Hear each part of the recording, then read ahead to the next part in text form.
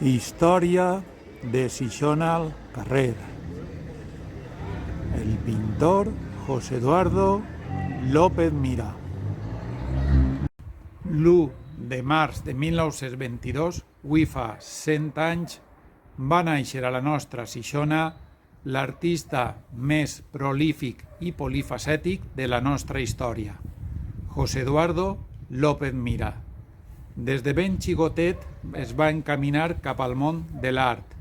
Va estudiar en les escoles superiors de Belles Arts de València, Barcelona i Madrid i va completar els seus estudis amb estances en les principals ciutats europees, com Londres, Roma, París, Brussel·les i Düsseldorf.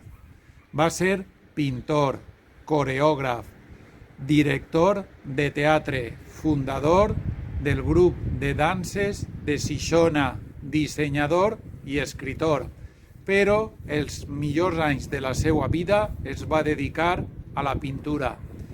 Hi ha una infinitat d'obres, ja siguin aquarel·les, olis o pintura mural, que ens il·lustren dels carrers, paisatges, costums i tradicions de la nostra Xixona.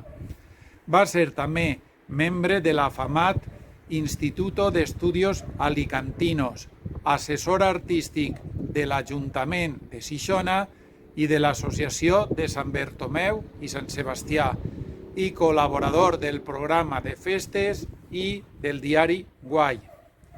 Cal dir que Marga Galiana i jo estem organitzant una gran mostra pictòrica que es podrà veure al mes de maig al Teatret.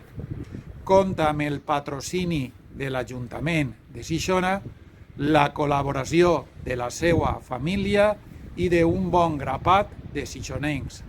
I això és tot. Si vols saber-ne més, busca en Facebook la pàgina Cronista Xixona.